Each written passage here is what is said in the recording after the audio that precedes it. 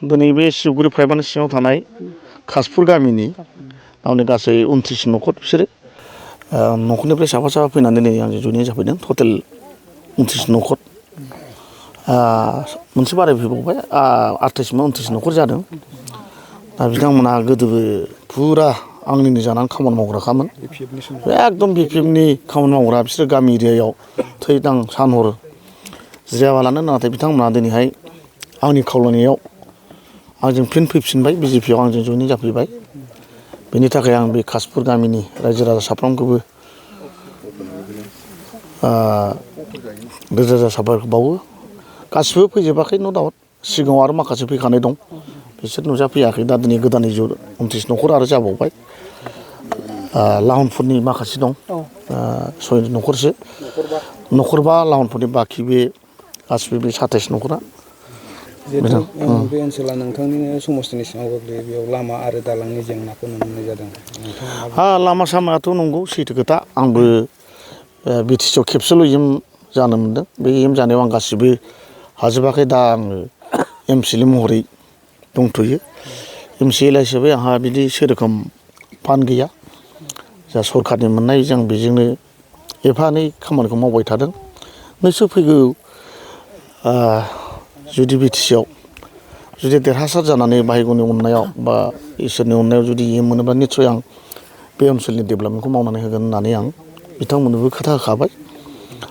आरो बांद्राय मेजर गैखाया ओरैनो फिसा फिसा कालभार लामा दं बेफोरखौ मावनानै होगोन बिथांमोनाबो बिसास खालामदों आरो बिथांमोना खोथा होबाय जे आरो फिन जों गरायनानै थांफिनला गोदोबो नोंथांनो जों भट होनानै देरहाहोखानाय एबारावबो नोंजोंनो थानानै जों नोंखौ देरहासार खालामगोन होननानै बिथांमोना खोथा होबाय आरोखि आथिखालाव जों नुबाय थानो मोनदों जिहेतु बिटिसिखौ 17 बोसोर खुंथाइ गोहो लानानै सालायबोनाय बिपिएफ दोलोआव आथिखालाव लिडारफ्राबो साफानि उनाव साफा खारबाय थादों आरो हेफाजाबगिरिफ्राबो दोल सोलायबाय थानायखौ जों नुनो मोननाय जादों बिपिएफ दोलोनि सायाव नोंथांनि नोजोरा माबायदि खोथायाथ' सैथो बेखौथ' आंनिफ्राय मिडियाफ्रासो बांसिन मिथिगोन सिङाव मा जादों मा जाया बेखौथ' आं मिथिला नंगौ लिडारफ्राबो खारदों रायजोफ्राबो खारदों आजिखालि मानसिफ्रा पार्टिखौल' नायला केन्डिडेटखौबो नायो बेजोंबो खारबाय आजिखालि जिहेथु जोंबो गोबाव सम गोदोसोनानै थानाय मोनसे हारिमोन जों राजनिति होननायखौ जोङो